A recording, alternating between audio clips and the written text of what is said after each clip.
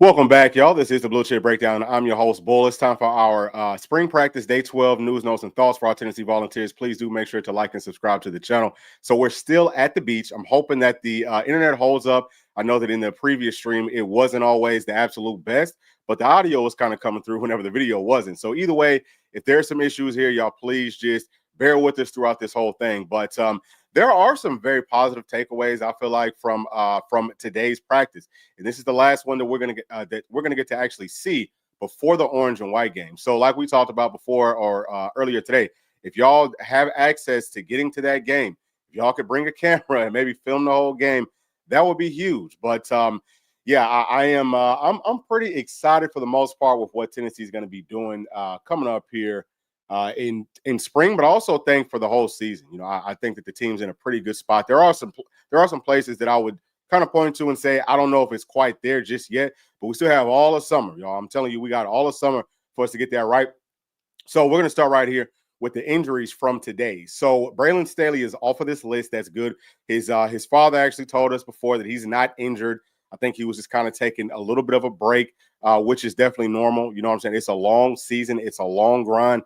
You got to get that working, but you want to stay healthy. You want to be able to make it through the whole season. So I'm happy that the staff is doing that. But we did add a name. So Trevor Duncan. So Trevor Duncan, he would be one of the backup tackles. I think he's working right now on the left side. So he might be on the right side. He's on one of them. But either way, he's like number 3 right now. Very good looking prospect. Not quite sure what he has going on. I would say right now, just early on, again, not really knowing exactly what happened to him, that he's probably going to go in this orange and white game. They might have been holding him out just to get him ready for this game. So that's how that portion of it looks. And we did get to hear from Coach Pope, the wide receivers coach. We got to hear from Coach Sims, the running backs coach. And we heard from, from several players, heard from a couple running backs. We heard from some linemen as well. But I want to kind of start this thing off. Actually, you know what? We could start off right here with these running backs. I'll talk to y'all some about what Coach Sims had to say. Okay, so y'all can see how this room looks. I think that Morris is still a little bit banged up. Again, I think he's probably going to go in the orange and white game, but I don't think that it's anything major. At least it doesn't sound like it's anything major. So I'm going to go ahead and pull up these clips, while I'm just kind of going over the notes from what Coach Sims had to say. All right, so let me pull up those notes. All right, so Coach Sims, he talked about Peyton Lewis. He also talked about Bishop. He said that they have been leaders and that they still need to take that next step. All the coaches are probably going to say the exact same thing. You know, the players have to keep on taking strides. They're never going to say, hey, this guy's perfectly fine. That's just not how that goes. But Coach Sims also said that he wants for Peyton Lewis to run behind his pads more this season and that he needs to win versus that free hat. What that means is in one-on-one situations, he either needs to go through people or he needs to make people miss. Now, I started breaking down some film just to let y'all know. I might do kind of like a film breakdown of how, those two running backs looked for us last season, some of the things that they did well, some of the things that they might need to work on. But with Peyton Lewis, him being the biggest running back inside of Tennessee's room at 6'1", about 212 pounds, he did a really good job of being physical versus SEC competition, but he does still need to work on having a little bit of wiggle to his game. Now, sometimes that wiggle is going to be subtle. Understand that Tennessee's offense is based off of getting downhill, right? So, like, we're going to spread that field out. We're going to run inside zone. It's what we've done for the past couple of seasons. And you just have to kind of take what's there. That's what the coaches want you to be, right? Like, they want you to be a one cut and go guy. Now, I do feel like we're working on some more outside zone stuff where the running backs can be a little bit more patient. Obviously, there's some other things inside of Tennessee's running scheme that says, hey, running back, you got to be a little bit more patient and let this thing get set up. But for the most part, they want to get downhill. If you can make one person miss, like one cut, and you're, getting vertical, that's fine. But it's just not, we don't give them too many opportunities to be super shifty. So I definitely want to point that out. And then also he said that Bishop knows the system very well. He knows it in and out. So if something comes up that maybe they didn't talk about leading up to a game, Coach Sims would expect that Bishop is going to know exactly what to do. This is one of my things too, and we'll talk about this with Coach Pope, where you need to be able to have an understanding of the point of it. You need to know the big picture, because if you understand that big picture, then you don't have to go through every single situation And you just understand what to do if something comes up that you didn't really study for, or, that the coaches didn't tell you, hey, like they didn't prep you for it. So I definitely love hearing that. I actually think that I think he's going to get the start. I can tell y'all that right now. And Coach Sims also talked about he talked about D Morris. He said that he's just a football player. That's the highest compliment that you can give to a football player is, hey, it doesn't matter if they're playing a quarterback, if they're a kicker, if they're wide receiver, tight end, whatever. That's a football player. That is a very high compliment. That's a very positive thing. So I think that Morris is going to have a good season. But Coach Sims also said that he needs to work on just getting acclimated to the speed of this game, especially going from high school to SEC. Everything happens way quicker. So he has to get acclimated to it, but really good athletes always do. I'm not too worried about that. By the time the season kicks off, he's going to be ready for that. And he also says that he needs to work on his pass pro, which we understand that. All these guys need to work on it. And then you can also think about it this way. Whenever you're going through these drills, like if it's a live rep versus the defense, a lot of times these running backs, if they're blocking bigger people, which 9 times out of 10, the players that they're blocking will be bigger, you're not going to go low on them because you don't want to hurt your own team. But in the game, they will go low, and they're probably going to win those reps. So what they're going through now, again, especially these younger guys or these new guys to our system, what they're going through now is like, dang, okay, so this is what it feels like if I got to take somebody on face first. But again, we know that they've got some other tools inside of their bag that they can't use at this point because you don't want to hurt your own team. So hopefully that does make sense. And he also says that there's no ego inside of that room. That's a huge thing because we got 5 guys. I like all 5 of those players, but obviously adding a guy, like Star Thomas coming from Duke, he's used to playing. You know what I'm saying? He's used to getting a whole lot of reps, but he's stepping into a room where, he's going to have to share that time, which should be a positive thing for any running back. But it's good to know that these guys don't have egos. Dylan Sampson's gone, right? Like we know the guys that are coming back. We know that these freshmen are going to come in with some really high hopes, which they should. They need to have that confidence. But the great thing is we have competition without the ego. So I definitely love to hear that. Now, let me take y'all on over. And I apologize for this thing, Simon, but let me take y'all on over to the wide receiver room. Let me see. Is this where we are? Okay, so boom. So this is the wide receiver room. I want to talk about Coach Polk. We don't have any clips from them today, but I will just kind of give you some of the notes that I took away from him today. So number one, he was asked a lot about the depth. He was asked about the youth of this room. What does he think about it? He basically says, hey, these are guys that are eager to learn. So for me, that says they're not there yet. Like they're trying to get better, but we are still a long ways off. But I think that the talent in that room is really, really high. I can also say this. There's some things that you can do within our offensive scheme to offset not necessarily having veteran talent playing a wide receiver to kind of like hide that some.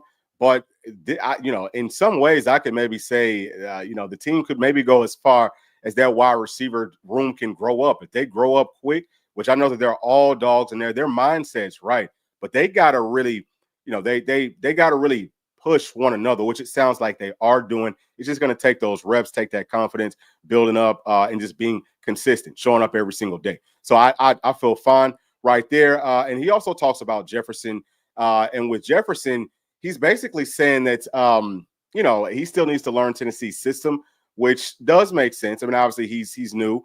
He's a guy that did play college ball at Alabama, but this is a totally different system. I kind of feel like Jefferson is still a little bit of a ways away. I really sincerely feel like we have to go out and get at least one veteran wide receiver. I think that's where the coaching staff is at mentally, but we'll see how the whole thing plays out. And he said that Mike Matthews has taken a step forward this season, but he's got to continue to work on staying consistent. And he said that he feels like that's going to come with the reps. He said some good things about Brazel kind of, being hard on himself. He also talked about coaching guys differently, teaching guys differently, because people receive information differently, right? Like you've got all these different personalities. You got to be able to do that as a college coach. So that's kind of back to my point with Coach Sims. It's something that we talked a lot about with Coach Ellaby, the offensive line coach. Now, I'm not saying that Coach Ellaby isn't doing this, but whenever I see, hey, I'm going to go in and see what types of notes are you taking, the notes have to be at a certain level. We're going to grade you on that.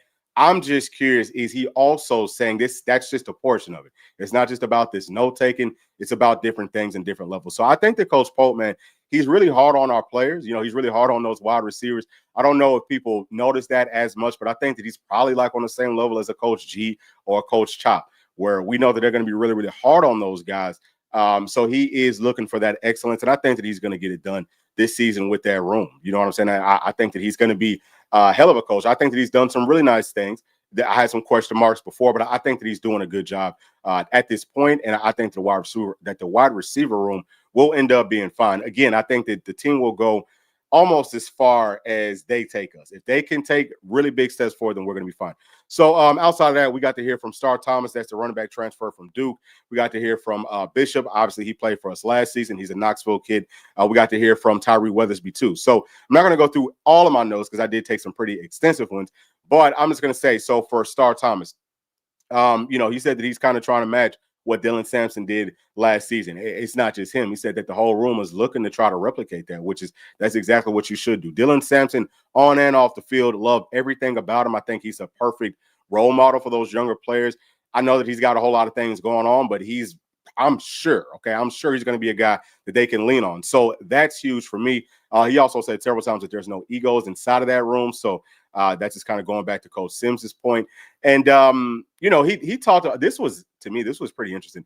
So he talks about at one of his previous schools, he said that this offense is pretty similar to that one where they're going to spread the field out, but they can also bunch you up. So that goes back to what we've talked about for maybe like a month or two on this channel and I guess really even longer than that, because we talked about it after the playoff game that we just got drug in it, man. We feel like Tennessee's got to add some wrinkles. And really even prior to that, like we talked about it all season long. We can't just stay spread out. We got to bunch it up. So he didn't go deep into it, but you could tell that that's something that Tennessee is doing. That's huge for me. Just as far as Bishop, he, talked about being on scholarship this season. He talked about being that Knoxville kid, and he didn't know what he'd earn in scholarship. I think he still got that chip on his shoulder. He wants to prove that he never should have been a walk-on guy. You have to love players like that, man. Like, you could think of a guy like Michael Jordan, okay? I'm not saying that this is who Bishop is or anybody else, but with Michael Jordan, the reason he was so great is because he always had a chip on his shoulder. Like, he always had this crazy chip. Even whenever he was the best player in the world, he maintained that chip. Almost to, he might have needed some therapy, honestly speaking. You know what I'm saying? I'm not a therapist, but I'm just saying, like, that's the level that the great ones have. It's that chip. If you can use it in a positive way, then that's always going to be good, I think. So I'm definitely rooting for Bishop. And like I said, I think he's probably going to end up being running back number one whenever the season kicks off. And I think that he's going to be just fine. So next, we heard from Tyree Weathersby, who, he's a strong side end. He's a guy that P and I absolutely loved coming out of high school, loved his film. He said that he knows that he's strong at the point of contact. He has strong hands. He's known for that, but he's been working on his first step, getting a little bit quicker. So for me, once he's really gotten back acclimated after that hip surgery that he had, which sometimes I guess it takes, it's going to take a little bit more to get back from that. But once he gets more acclimated to it, I most definitely, and I will, let me pull up these D-line clips for y'all while we're talking about that. But I definitely think that once he gets fully healthy and back from that with his strong punch, he had a really nice first step coming out of high school, and he showed some secondary moves. And whenever you have to have some sort of a setup. This is something that, like, if I could talk to our linemen, not to say that the coaching staff isn't already telling them this, but if I could personally talk to these guys, that's one of the things that I would definitely tell them. Hey, listen, like, you need to have a secondary move off of whatever your strongest move is. And if he can get that going, he's going to be a major problem just as far as a pass rusher. But really talking about strong side ends, he's going to have to be able to set those edges. So those are the main points that I kind of took away from what everyone had to say today. All right. So now I want to get into, I'm going to actually kind of go back through. All right. So going back to this running back room, like I said, feel perfectly fine here. I still want to hear a little bit more about some of the other players. We always hear from the insiders about Bishop, Lewis, and Morris. Morris isn't even practicing now. I want to hear them speak more about Justin Baker and also about Star Thomas. I would expect that in this orange and white game that they're going to try to prove a point. Okay, I think that they're probably going to come away having really good games. They need to continue to push and take those strides. But I feel fine here, and I'm going to go back to those clips, and I'll kind of show you a couple things. So, we were working on, Pass Pro. Hold on, this is not coming up. Let me see if I can get this thing right, y'all. Like I said, we are working out of town, and some of this stuff is not even, I don't know if this is even going to pop up.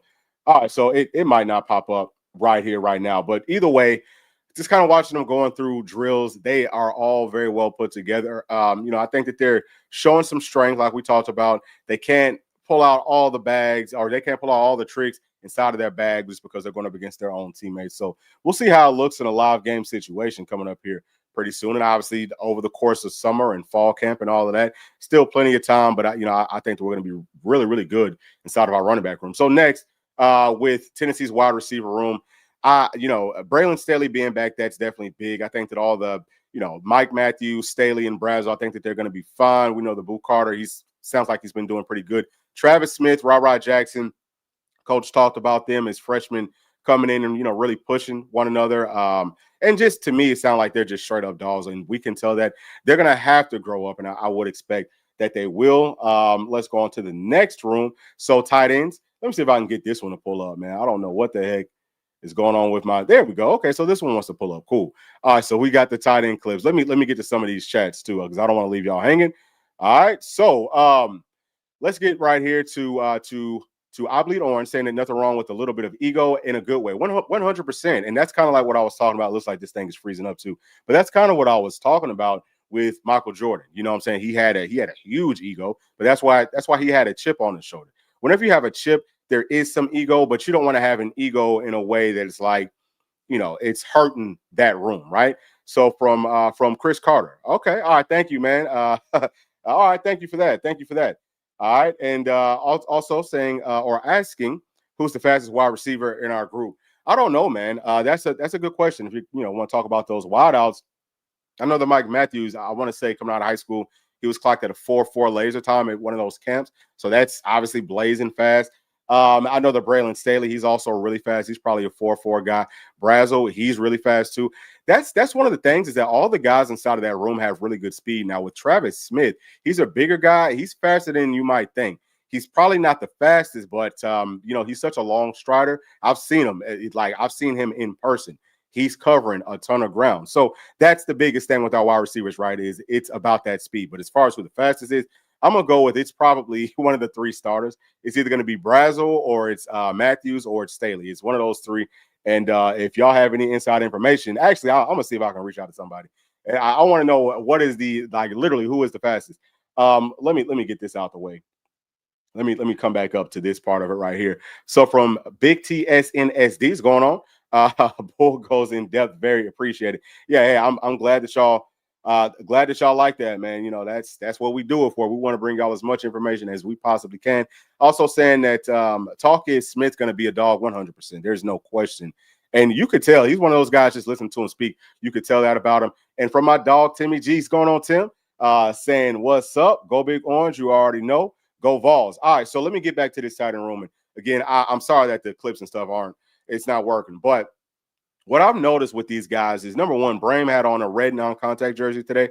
I think he's had that on for the past couple of practices, but he has such good size. He's definitely starting to fill out a little bit more. He looks physical. I think that was one of the questions is, could he be physical? Now, for me, watching him on his high school film, you could tell that he is a physical player. I was never too concerned about it, but it sounds like he had a pretty good day today. And also, the tight ends I think it was tight ends and it was slot players. They were working on some red zone stuff, which we were back in that pistol today in the red zone, but they were working on some like whip routes and things like that. Sounds like that was a little bit spotty. It was up and down. And we'll talk about that some more as we get to the quarterbacks. But, it sounds like Jack had a very, very good day. That's huge. I didn't really hear anything about Ethan Davis, but, I think that he's got a point to prove. We need to keep him healthy. I'm almost to the point where it's like, how much does he need to play in this orange and white game? That's another portion of it is how many players are we going to see play? There's already a lot of guys that's kind of banged up, but this could end up being a situation where mostly it's just new players and underclassmen. That's what I would like to see. But, I think that we're going to be fine here. I think that Miles Kitselman, he's probably going to be back by, I'm gonna say by that Georgia game, he's probably going to be back. That's just where I'm at with it at this point. But yeah, we've got some guys that can do a lot of different things. You can see those sizes, really good size. I think that they're all very versatile. They all run. I think that they're all good enough athletes to run any route that you ask them to. But the physicality portion of it is something that we've been wondering about, and we won't know just yet. Really until we get into those live reps for sure. But they look good hitting those sleds. So just as far as Tennessee's guard room, didn't really hear too much about them today. Like we talked about before, I feel like J.C. Perry and Sham, they're both pushing. Now, it was interesting to me. Let me see if will the offensive line clips pull up. Hopefully they will, just because let's see. All right, boom. Yeah, so offensive line clips, they're working for now. I hope that it stays that way.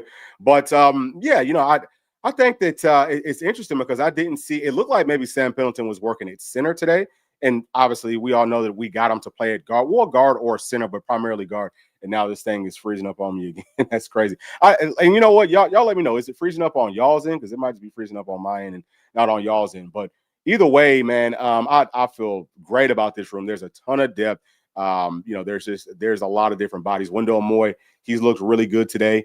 He's looked good over the course of spring. Everyone's saying it. So let's talk about the offensive tackles. Y'all just saw Bennett Warren going. He looks really good. We're doing some outside zone blocking with those tackles. You see him working to the outside, getting up to that second level. And you could also see I think it was with our centers, you could see them doing that gallop where they're bumping, helping that guard, and they're getting up to that second level. So for me, that looked more like that might have been inside zone, but that's something that you could do with the outside zone too. The different running schemes are going to be big for Tennessee this season. I promise you that. Tennessee's running game is always going to be great, but whenever you add more to it, it's only going to get even better because now the play actions, the boots, and all that is going to work off of it. And I just think that the offense should be really, really good, even though there's a lot of new players.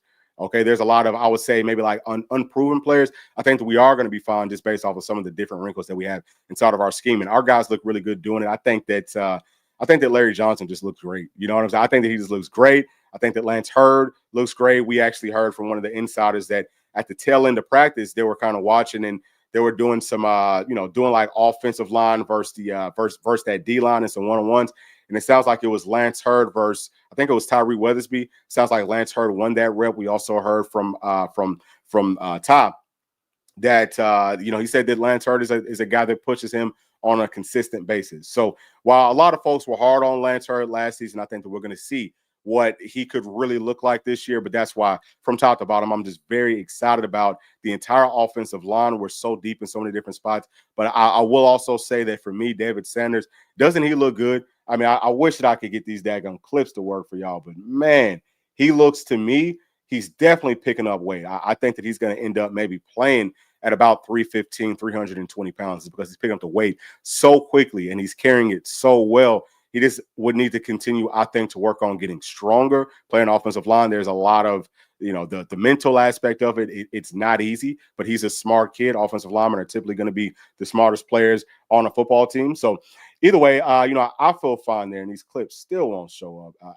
That's crazy to me. I really have no idea why.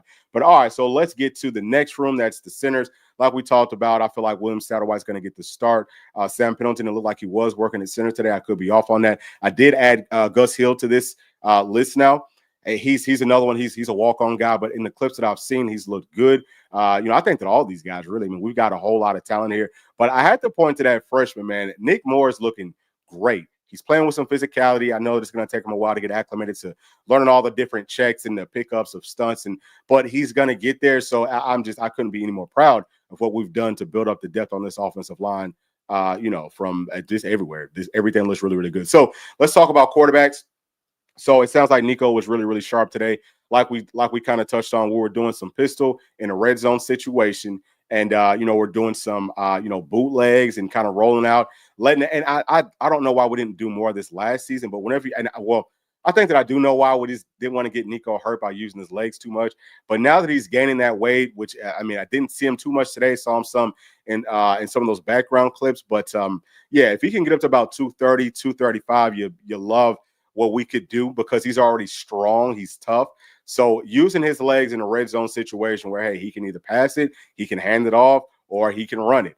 That triple threat, that's going to be deadly. So I think the Tennessee's red zone offense is going to take a major step forward, especially throwing that pistol in there where it's a lot easier to get some downhill runs. Like we said, you could work off of those boots. It also sounds like running backs were running some, like flag routes, running routes to the corner of the back of the end zone. It sounds like the passes weren't spot on. It sounds like we dropped some passes. So we got to work on the reps. Now, this is the part that I did want to kind of touch on with Tennessee's offense that's a little bit concerning to me. And I don't mean to say it's concerning like, oh, the offense is going to suck. I just talked about how I feel like the offense is going to be really, really good. But at this point in spring camp, you should probably be a little bit more crisp. Now, were we working on some newer things? I don't know, just because we don't always get the most in-depth notes. But if we were working on some new things, then you obviously would expect that we're going to be off on some of those throws and catches and all of that. But at this point in spring camp, it should be like clockwork. But it just doesn't sound like it was necessarily that, at least in the portion that the insiders got to see. So, well, I'm interested to see how does that look in our orange and white game. But I would definitely expect that Tennessee's red zone offense takes a big step forward, because we're working on that a lot and we're adding some different wrinkles to it. All right, so let me see. Do we have any more in here? Looks like we got some more in here. This one is from Matthew Wolfenbarger. Hope I'm saying that right. Saying that I think that Ra Jackson will be a dog as well. 100%. I mean, he's looked really good. He's made some crazy catches. He's a super athlete. And from Big TSNSD, saying that Larry Johnson is a big man. He's a big, strong man. Okay, I mean, he definitely looks the part. So we're in a good I think that we're in a good position as far as offensive line. So now let's talk about safeties. And I really hope that these clips pull up, because I wanted to kind of talk to y'all about this. And let me see if I can find out where this thing is at. Bear with me. Okay, so let's see. Maybe this will actually work for longer than 2 or 3 seconds. So this drill here, this is working on a mesh concept. We've talked about this before, where you have a crossing route that comes like you have a drag from one side and a drag from the other side. Those routes will cross. And the whole point of this is to try to pick off the players on defense that's guarding them. This is a good man beater. This is a good zone beater. It's a hell of a damn concept. I don't know why we didn't run more of it before, and it looks like it froze up again. But it's something that I feel like Tennessee will be running more of, and I think that's why we're seeing our secondary players working on that. So that was really all of Tennessee's secondary working on that, right? And just because it could be a safety that has to guard one of those drags with a corner on that other side. Now, I think that Tennessee did a pretty good job with it last season. It was a play, I think that it was versus Alabama, where was that a drag? That one might have been a different one. That one might have been like a bubble screen. But I've seen Ricky Gibson, he plays that about as well as I've seen in a long time college players play it. He does a great job covering that route. That's one of the hardest routes to cover. Okay, it's almost impossible to stop. But I think we've got guys who are good at it for the most part, but you can always get better at this because it's such a difficult concept. So I'm happy to see that we're working on that. It sounds like all the secondary coaches are right there. We got to see Coach Allen Williams coaching guys up, trying to get them right. He's a guy that I just feel like the secondary will take several steps forward, because I've never seen Tennessee run that. Run this concept inside of practice. That could have been something that maybe he said, hey, maybe we should work on this. But that's big. Little things like that will go a very, very long way. So I'm excited about it. You know what I'm saying? And like I said, I think that is a sign that we'll see the offense running that in the orange and white game coming up, which is part of the reason that the secondary is working on it right here, right now. So looking forward to it. Let's also move on. Let's talk about that star room. Really, there were no real notes right here. Nothing for me to necessarily point out. Like I said, they were working on some of those, mesh concepts. Cornerbacks, kind of like that same thing. I'm still interested to see who's cornerback number 3 whenever the season kicks off. Sounds like it could be Tyler Redmond, who is a true freshman, but you just never really know, right? It's because we don't get to see as much. Let me see. Excuse me, y'all. Let me see. Excuse me. This right here is from Miss Terry's Bathwater, saying that home and home with Georgia Tech announced. Okay, for 26 and 27 pump. Yeah, so that's dope for me, because whenever we play Tech, I'm right down the street, so I could always go and see that one very easily. And also I feel like Georgia Tech. Georgia Tech is making some nice strides. I like the coach that they have. Obviously, they took Georgia to the daggone wire. I think that they're going to start beating Georgia on a much more consistent basis, like they should. And I feel like Georgia Tech used to be like a rivalry of Tennessee, right? Because there was in the SEC, like whenever the SEC first started, I think that Georgia Tech was one of those first SEC schools. But either way, you know what I'm saying? That is dope. That's a good one. Especially again, I think most of us probably live in the Southeast, so that's not a bad drive. Obviously, anytime that you get to come to the A, plenty of stuff to do. You know what I'm saying? So I think that those trips will definitely be fun. All right, so let's move on. Who else do we have in here to talk about? Let's talk about this tackle room. So I'm not doing this on purpose, but what I have noticed is I don't talk about Campbell, the freshman. I don't talk about him, as much as I probably should. But he's a guy that I will say he's looked good. Everyone's saying really good things about him, which I think is why I haven't necessarily brought him up. But I wanted to make sure that I did just kind of highlight that. Okay, so it looks like these clips aren't working again. But yeah, I think that we're going to be okay here. Like I've said before, we're going to have to add some bodies. There's just no question about that. You know, we'll see what happens when more guys get healthy. I think that David Hobbs should be ready for fall camp. At least I'm hoping. I don't even know what his injury is, but I would expect that he's going to be ready. So this is one, man. Like we got to look out and see. You know, who are we going to add from that transfer portal? But just because that is a must. So this right here, from I Bleed Orange, it's saying I think that this is the best chance that we've had since Butch Jones to beat Georgia this year. They have a first-year starter on the road in Knoxville. Yeah, I just think that Georgia, you know, we saw them taking steps backwards last season. P and I feel like we was the only people early on in the, you know, like really early on to really be vocal about that. Like Georgia's not the same Georgia. Now they still won the SEC championship, but they're not. People are starting to understand, hey, that's not a juggernaut team. They've taken steps back every year since they won that national championship, just slowly going backwards. I think that, you know, it's only a matter of time. P actually brought this up. I thought that it was a really good point. He said, man, I wouldn't be surprised if Kirby tries to go on to the NFL or just kind of like hangs it up. Kind of like what you would see with like an Urban Meyer. He has really good teams, and once they can't hack it anymore, he's like, oh, you know, I'm sick or something. I mean, he might have really been sick. He might have had some family issues. I'm not saying it that way, but there's always some reason he has to stop coaching. He doesn't stay places for too long. I think it's because he hates to lose. Now, could it be different just because Kirby went to Georgia? He's a Georgia guy, maybe. But I think that he's either going to hang it up himself or they're going to make him hang it up, because I'm telling you, I live in Georgia, grew up in Georgia. I know how those fans are. They'll turn on you in a second, okay? They have very, very short memory, and I think that this year we might start to hear some rumors about quietly. It'll be quiet rumors about, you know, is Kirby Smart really the guy? You know, as crazy as that might sound, I'm telling you, especially if he holds on to Coach Bobo, who, you know, I was watching. I'm sorry to go so far off on this tangent, but I was watching with my nephews last night. We're watching Tennessee versus Georgia in '95, and in no, I think it was '96 and '97 with Peyton at quarterback. Just kind of showing them how daggum sorry as hell Kirby Smart is. But yeah, I think that they're in big trouble. You know, their offensive system is not great. They don't have a great quarterback. I think that their defense is starting to get figured out. They're taking some steps back. It's easy to put them in different conflicts. So unless they change some things, which I don't see them ever doing that, unless they change some things, yeah, they're going to struggle. I think that they're going to have a tough season. So I would fully expect our Tennessee Volunteers will be winning that one. He says, nah, bro, listen, that's perfectly fine. Like, that's what this is for. I mean, I'm hopefully y'all are fine with that too. But yeah, we're gonna talk it up. All right, so this as far as our tackle room. Definitely got to go out and try to find some bodies, I think, inside of that portal. Not to say that we don't already have some good players there. We just need more. We need more depth. Very similar situation to what we have with Tennessee's wide receiver room. But I think that with the tackles, you might want to go out and find a guy that can actually start. So as far as strong side ends, you know, I think that both of the Tyrees have been terrors. You know, I've seen some things with Tyree West. He's a major problem. He's going to have a huge season. I'm very much looking forward to that. I mean, he just blows plays up almost by himself.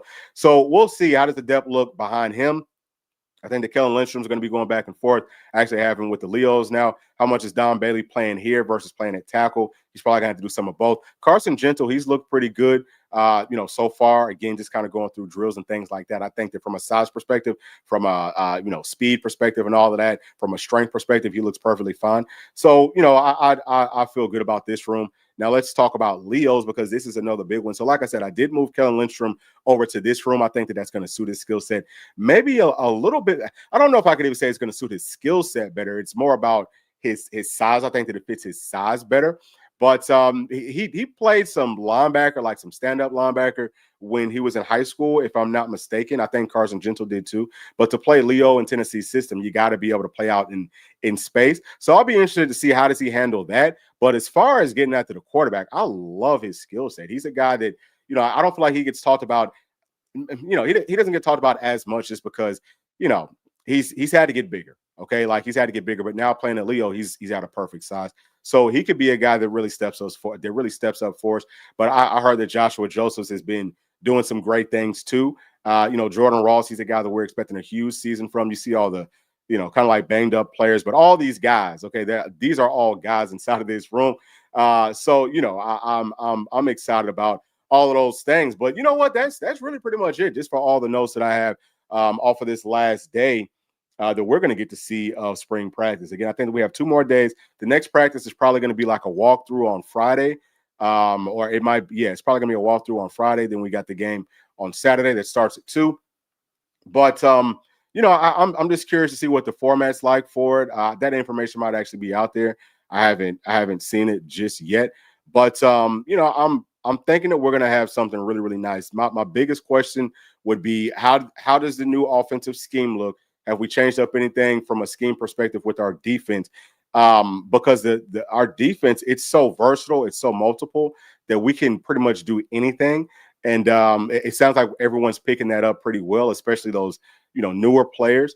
The older guys are starting to master that. So we'll see. Can we open things back up the way that, we did to kind of start off 2024, where even Coach Saban kind of talked about this. He said, once Keenan Pili went down, Coach Banks, he wasn't as versatile or multiple with that defense. And you could tell that the defense did take a little bit of a step back, obviously from Keenan Pili not being out there, but also from being a little bit more bland, and not totally bland, but just a little bit more bland and basic with some of our blitz packages and all that type of stuff. So I would expect that with all the speed that we have on every single level on this defense, having some veterans in some good spots, I think that the defense can definitely create a ton of havoc. So I'm curious to see how much of that's going to get shown in the orange and white game versus Tennessee's offense, where there's going to be, I think, a lot more quick game stuff, a lot more more short routes.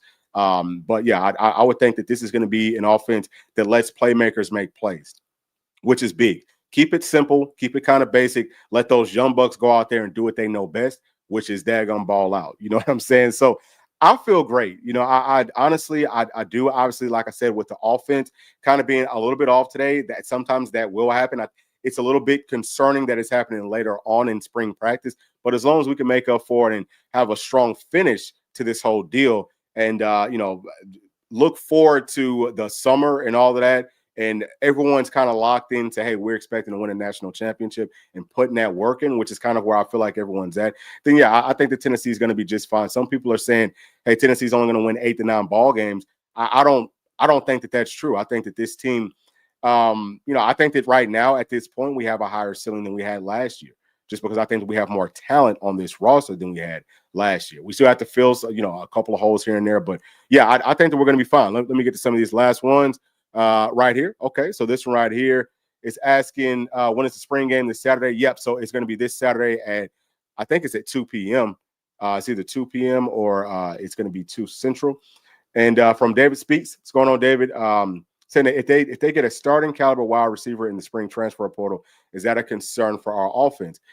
So I don't know if I would say that it's a concern necessarily. I think that it would actually probably be a pretty good thing. You bring in somebody that can spark up a little bit more competition. Not to say that there isn't already some competition. I'd be more concerned about, will you lose one of the guys that you had from last season? Because that's the last thing that you want to do, is bring in a guy that's going to push out, bring in a new player that's going to push out one of those veteran players, because we know that it feels like with this offensive scheme, it takes the wide receivers and most players 2 years to really get acclimated to it. So that would be more of my personal, worry with that. But I think that we're going to be fine. I think that the guys inside of that room get it.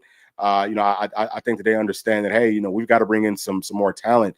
And I think that we'll hold on to everybody, but we're going to have to go add a player kind of like what the running back room did, right? Like with the Star Thomas. I think we need to add a guy like that is a veteran, that understands ball, that is going to be good enough to play if we have to throw him out there, but doesn't necessarily mean that they are starting caliber. I want to make sure that I also say this real quick as I'm kind of wrapping it up. When I'm talking about Tennessee's offense, y'all, like talking about Tennessee's wide receivers, understand something. They're young, but their talent level is just as good as, probably anybody out there. Now, we know about the Jeremiah Smiths. I mean, he's like a generational type of talent, but I think that in different ways, we have guys that could, that could do some very special things too. So it's not like, it's not like if we bring in a starting caliber wide receiver that they're automatically going to be better than what we have here. I don't know. we would have to go get like a Jeremiah Smith or something like that for us to really even consider, hey, this is a better player than what Tennessee has as far as our three starters, just from a pure talent perspective. It's more about, will they get bought in? Will they pick things up? And will they continue to push one another and be consistent on a day in, day out basis? If that's the case, then it shouldn't really matter who you add to the room, because now that person that we're adding, or those two people, they got to do that same thing. They all have to fight for the spot. And, iron sharpens iron. So that's kind of where I'm at with it. But those are my thoughts, man. Thank y'all so much for joining us today. Let me get to this one right here from Big T SNSD, saying the problem with adding wide receiver, it seems to take 2 years to excel in this program. Yeah, and that's the other part. I'm glad that you said that. That's the other part that I wanted to kind of touch on. I don't think that that's going to necessarily be the case with some of the changes that we're making to the way that we're going to be calling plays, to some of the scheme stuff that we're changing up. I think that this is going to be a little bit easier, because whenever we're running like the base hypo offense where everything is really spread out and we're operating off of all these different option routes, and that's where it gets more complicated at, just because you have to, I don't think that we're going to be doing as many option routes. It's going to be like, hey, this is what the route is. This is, hey, you're running a drag here, or, this is a post over concept. I think that that's what could maybe make the offense a little bit more complicated to grasp, but also going really, really fast. So I think that us maybe slowing things down sometimes every now and then, and bunching things up and running some kind of like, I hate to call them more basic plays, but more set plays and not as many option plays. It should help us to go out and add new players to what we've already added that are new bodies to this room, and they should be able to come out and succeed, I think, out of the gate. But those are my thoughts. You know what I'm saying? That's where I'm at with it.